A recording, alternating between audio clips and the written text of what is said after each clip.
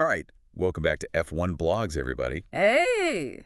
It's time for another deep dive. Yeah. And today we're going to be talking about, The future. the future. We're looking ahead to 2026. Big year, Big changes. big changes coming to Formula One. New rules, new cars. I mean, like the whole thing's getting shaken up. Yeah, a lot of new regulations coming in 2026, so. Yeah, you sent me a whole bunch of articles in your own notes Yeah. about these changes. So we're going to take a look at those and, Yeah, let's take a deep dive into it. yeah, try to figure out, I mean, what does this mean for the future? Like, what is Formula One going to look like in a couple of years? Well, the FIA actually just released some preview images of what they're thinking Oh, yeah. the cars might look like. And Yeah, these things look like spaceships. yeah, they do. They're very sleek. Yeah, super aggressive, like those front wings and rear wings. It's crazy. Yeah, those are completely redesigned.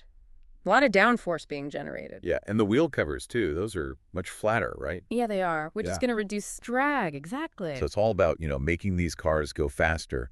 But it's not just the looks. Right. They're changing the whole DRS system. Yeah, the DRS system is getting a big revamp. So typically we've seen it used just for overtaking, trying to close the gap. Right, get that little speed boost. But it seems like in 2026, drivers will be able to activate it more freely. Oh, interesting. So it's not just for overtaking. It can be for defending your position, potentially. So like holding off a car behind you. Exactly. Or even maybe, gaining an advantage through certain corners. So they're adding like a whole other layer of strategy on top of like tire management and fuel and everything else. Absolutely. I mean, think about it. Now the drivers, they have to think about, when do I use this DRS? Do I use it offensively? Defensively? It's going to be really interesting. Yeah, how do you even plan for that? It's going to be crazy. But okay, so we got these like futuristic looking cars. We got this wild DRS system. But the biggest change, at least from what I've read, is the engine. Yeah, the power units. Big changes there. Yeah, so they're moving away from the MGU-H and going more towards the MGU-K. Now, I got to be honest. Some of these articles you sent, I was getting lost in the technical jargon. Yeah, it can get a little complicated. So break it down for me. Like, what does this actually mean? Okay, well, so basically imagine you have two batteries, right? Like in a toy car. So the MGU-H was kind of like a small battery that recharged very quickly, but it didn't give you a huge boost of power. Okay, I'm with you. So the MGU-K, it's like a much bigger battery. It takes a little bit longer to charge up, but Well, when it does. when it does, you get a way bigger boost of power. Okay, so it's like trading a small burst of energy for like a sustained surge. Exactly. All right. Makes sense. So how does that change things on the track? Like, what are we going to see differently? Well, for one, the cars in 2026 will have significantly more electric power. We're talking potentially up to half of the total power output. Wow, half. Yeah, so faster acceleration out of corners and just a whole new way of thinking about energy management. So are we going to see these cars like flying out of corners almost silently?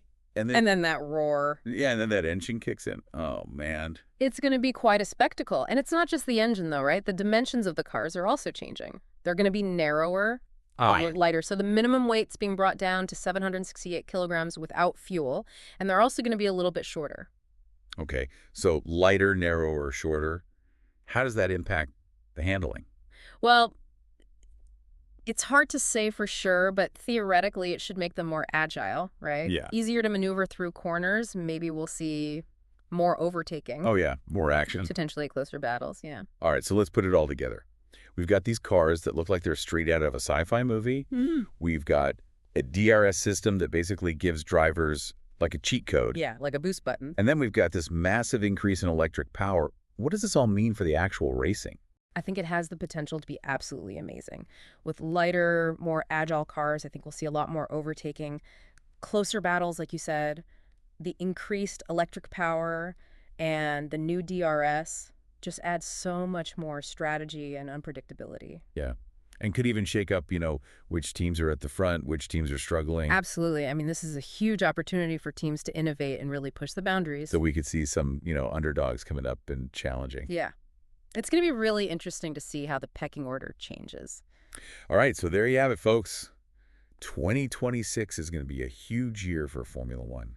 If you want to stay up to date on all the latest developments, make sure you subscribe to F1 Blogs and watch all our videos. Yeah, we'll be breaking down all the news, the technical details, everything. So you don't miss a single detail on the road to 2026. We'll see you then. See you on the track.